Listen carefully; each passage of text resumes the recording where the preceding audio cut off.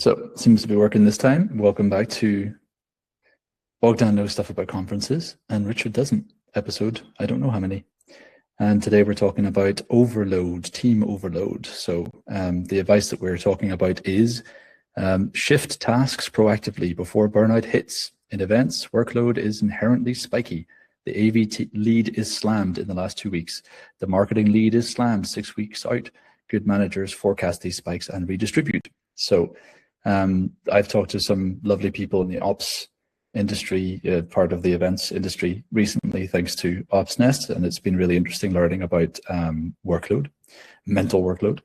And it seems like there's some members of the team who, it's a bit like when you do tourist season here where I live in France, where most of the year is cold and there's nobody around, all the restaurants are shut, and then all of a sudden the heat comes back, Easter holidays hit, and the population increases by about 10, and all the restaurants open up and are suddenly completely slammed 7 days a week for several months, and then they shut again. So there's this period where you're just completely overworked, and then you stop, and that feeling of burnout hits when you're like, oh my God, what did I just do? And you have to just vegetate for like 2 months before the thing starts again. So what members of the classic events organizer team are most hit, do you think, by burnout, risk of burnout? I would go with, everybody technically speaking is a very stressful thing, but I think ops teams are one of the main ones that are affected because of exactly like you said, of this seasonality of the event. You've got like the event and then the post-event calm down period and then the manic period before the event and then spikes in there. So it's I would focus on the ops teams at the moment, just because we like them more.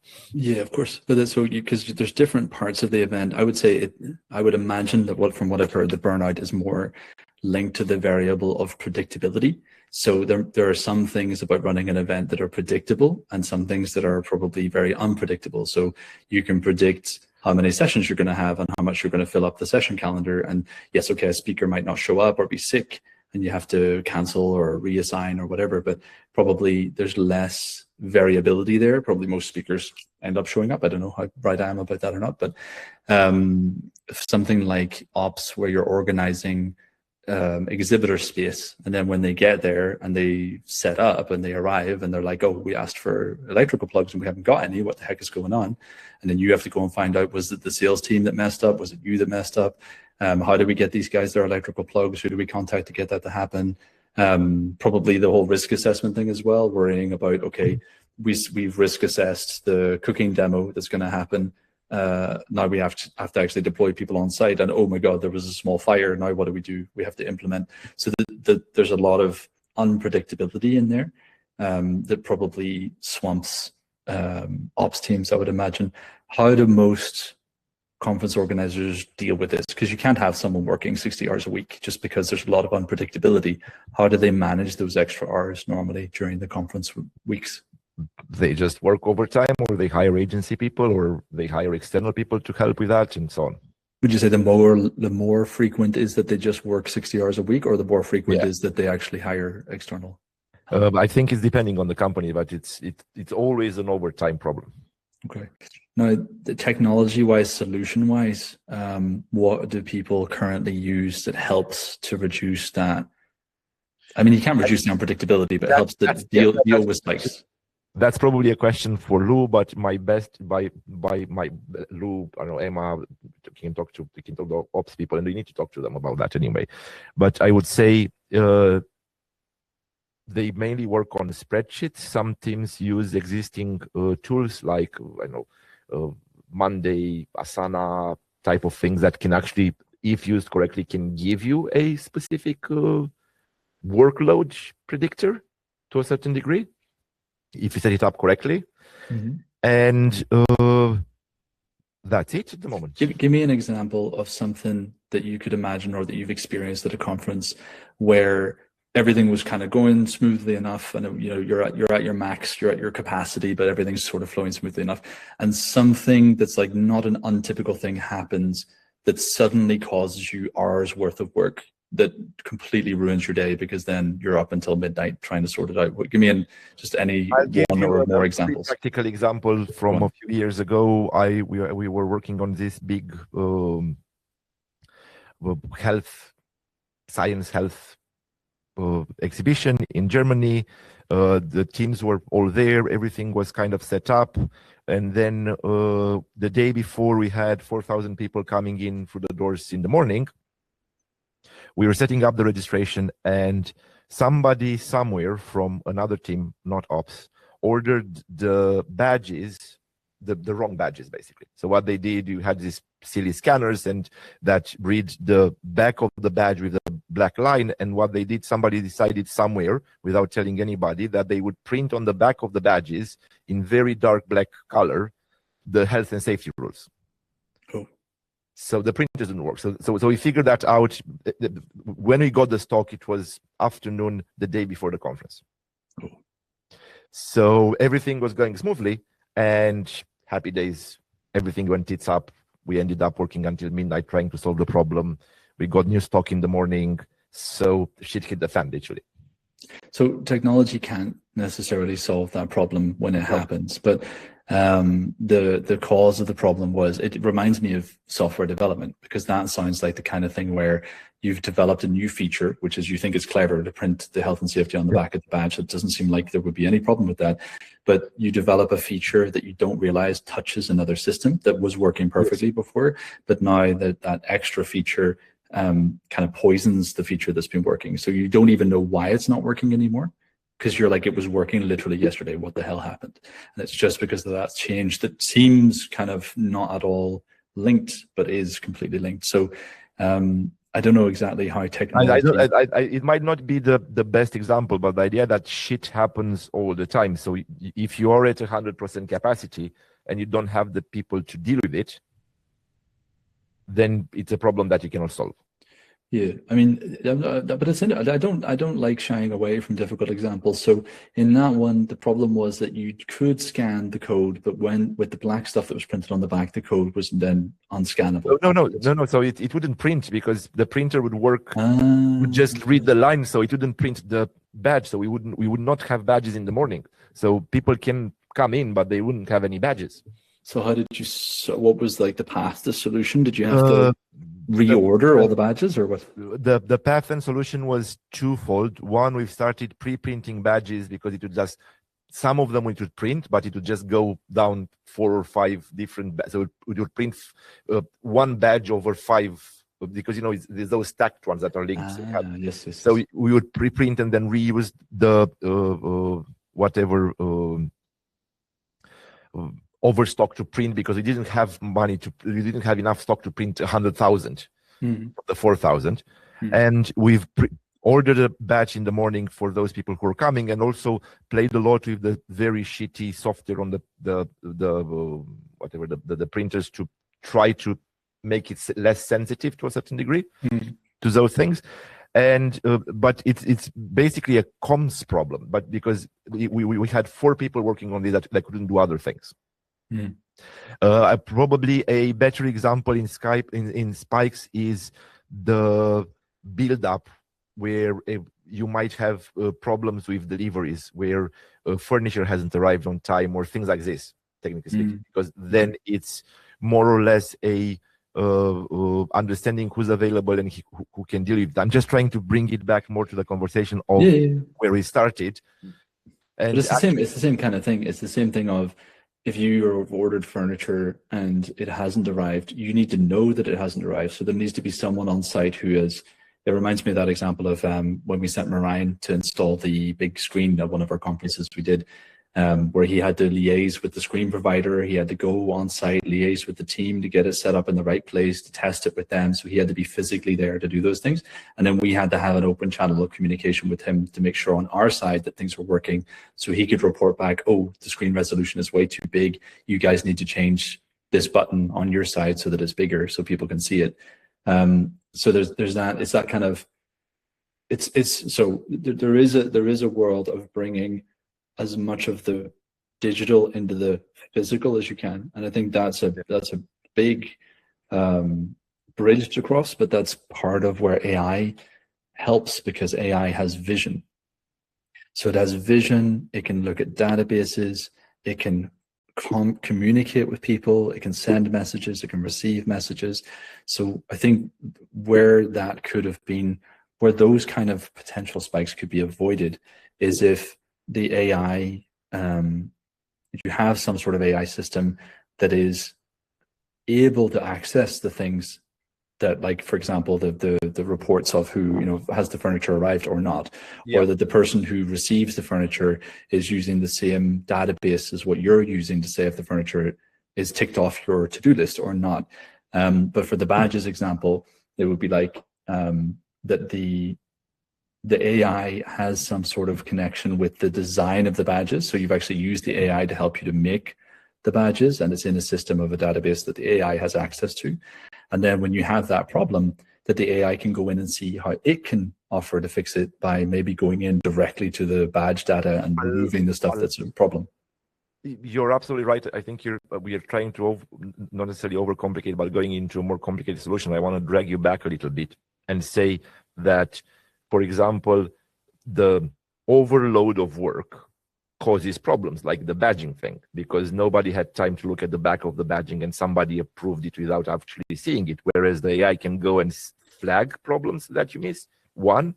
The second bit is, I wanted to drag you more in towards the conversation we had with David, for example, that last week, and with Aid, where we were trying to figure out how much do we use the support people and how many support people do we need, and why does the operations team need so many agency people, and when and how much do they spend in terms of peaks of events? Because you have like the affiliate approval concept that we've talked about and worked on the idea that a lot of support tickets in terms of approving registrations at events that you really need to prove that you are somebody and you're doing certain things to be allowed to go in on a specific ticket takes a lot of time, because in the last few weeks everybody comes up with problems.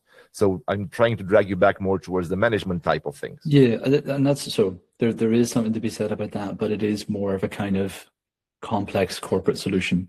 Whereas I think what we're talking about here is, in the majority of cases, you're not going to get, even if you have a good planning system like what we've designed with Event Hive, you're not necessarily going to get that planning system stacking up and then saying, oh guys, look, there's a 150% workload here on Bogdan. That's not good, but we can't do anything about it. So like, that's another thing, and we can talk about that. But I think for the immediate solution, and yeah, okay, it's more blue sky thinking, but I would like the ops person who does not have the option of having help, the ops person who's going to be at 150% at some point anyway, I would like that person to have their own personal R2D2. That will be fantastic. And I think you can take steps, because we tend to go a little bit over. We know you've built something, and I think there are two approaches to that individual, as you said, in terms of not the corporate side with mega teams, but the individual. And I know you've built something, and I think my approach would be twofold. One, to show something that you can build in Claude, for example, so you can build by yourself, and then I wanted to talk to you about what you've already built and why it works and how it works. I think I'm not going to show the R2D2 thing, because that's a little bit further away. I'm talking about things like this because we are going every week towards closer and closer to everyone having their own personal desktop AI assistant. And I think that's not something that we're building necessarily, or we've got any kind of advance on, a little bit maybe, but like in 4 weeks' time, that might be, I'm trying to say, get yourself ready for that to be a possible solution to your overload, is to start looking at what's available regularly, maybe every week, see what the advances have been, and try to catch the point where this becomes a generalized public product, that you can actually have your own AI robot assistant. Because that, for me, is something that you can lean on when you're feeling burned out, to say, I'm really struggling here, can you do this for me instead? And to get something that's capable and that learns about you and knows enough about you to be able to take decisions in your place, and you start to trust because it knows so much about you. That's something that's already with OpenClaw and things like that. There are open source solutions. Claude Co-work is another good example, where people could try Claude Co-work today And it might actually, because it's designed for regular folks, and I think it might actually help people to start putting in place a system that learns about them, that next in 4 months' time, they might have the help that they need to get themselves out of burnout territory, and actually make their lives easier. So that's what I would recommend as a solution right now. And all the other stuff we can show at another time. Absolutely, and it's I think it's one of the things that you need to do is we've talked about if you've talked about Claude Cowork and we've talked about Claude itself, is very much starting to map your processes, even if you map them with Claude. Create a project that helps you do that, put that knowledge inside, and then you can go into 2 ways. Either create a folder on your computer and ask Claude Cowork to start making things inside, both with the knowledge and a spreadsheet with a heat map, for example. And the other way around is the second option is, if you're already working with Claude, you have your project, your personal data where it learns, and you've talked about how to add new .md files and markdown files into it in terms of knowledge, is to go and do something like this. Let me share my screen. And I'll show you where I'm thinking, and you tell me how wrong I am. Because you kind of swap places. You tell me the problem, and so my thinking was, and tell me if I'm wrong here, is that I went to Claude and I said, I want to build I've got a team I need to manage, and I want to build a mini system that allows me to track the workload, and I might be able to add calendars, see past data, and help me predict kind of spikes and how I manage people, or just flag things to me when I need to go and help out, so it's not too late to a certain degree. So we've already created a project that has a lot of data about what we're building. I've specifically asked Claude to give me a prompt, a specific prompt that allows me to do this. And then I've had a couple of conversations. We've talked about how it fits with other work that we do, in this case in Event Hive, and I gave it a simple prompt. And what it's trying to build now is not necessarily the solution, because that's what I'm thinking, that's where I want to go. I work visually. So I can read all of this, but it kind of flows by. So what I try to do before I do anything else is try to say, okay, this is my problem. This is how I know to solve it. Let's try to visualize it before I build anything. How will it look? Where it will go? Because now I've got this team heat map on events that can do redistribution, apparently, dependencies, and it's not a product in itself, but it's very much something that I can go and say, okay, I need this, I don't need this, I want to do this, how can I do this? Can I do this with Claude Cowork? Do I need to do something more specific, or does it go does it go in any other way? I want it to look white. I don't like this. I want a proper heat map. I want something else. And then I can work towards building a solution that can be Claude Cowork, and this is a spreadsheet basically that can be done by Claude Cowork, or I can have a more sophisticated system that I want to build. Okay, to get to the end of this, because we need to finish. Yes. Do this. So everybody should do the same thing as what Bogdan just did. Tell Claude what you need, tell Claude the team members, etc. But tell it that you're actually trying to work on building a standalone application, because what you have here is the guts of a standalone application. Yes. And then the next question you give it is, once it's done what you think is the visually right thing, you say, okay, can you please build a system where I can open it on my computer and it will save data into my browser, so onto my computer essentially. And as long as you don't care about the data is persistent, it'll be persistent if you open it in the same computer on the same browser. But if you start organizing people's tasks, it will actually show you can open this HTML file on your computer, and it'll show you in the browser where you left off last time, and you can keep looking at it and making sure that people aren't too overworked. So you could, doing what you've just done, build a basic system to get started, and then if you actually start using it and you're like, oh, I'd really like to use it on my phone as well, then you can start working with Claude on building, a cloud hosted database. And that's a bit more complex, but to get the data from your browser into a cloud computer and then be able to access that on your phone as well would be the next step. But yeah, this doesn't have to be just a visual prototype. This could actually be the end product that you download and you use afterwards, and you actually make and get value out of it. This is how my thinking works. I mean, everybody can do it. Somebody can like the .md files and they understand writing better, but this should be the mindset process. Find the problem, start to define the problem and the process, because I can go in there and say, I work with Asana or I work with Monday. Can we have a link to Monday so I can see all the tasks? Can you start assigning tasks to the time tasks? Can you see, because if you go to Asana and you have 3 years worth of data, you can start analyzing how long a task takes. Yeah. So you can you can go in here. We'll do a more concrete example of this next time. We also need to do an example of how you can use the Event Hive open source repos to get a base to start on, and then put it in here to build on top of it. So you actually already have the whole system of data and everything, because we have systems where it runs locally and it'll sound complicated when we show it, but it's actually really easy. So you could have your own software running on your computer for yourself only, but that would enable you to manage the resource load for your team and be able to see those heat maps and in the way that fits your way of working, and not having to choose Monday or a specific tool that has its own very opinionated way of working. And I think that we need to show that concretely in maybe a longer video in another session. We will do that in a future session. You're gosh damn right you will. That's the starting point and that's the ending point. So there you go. There you go.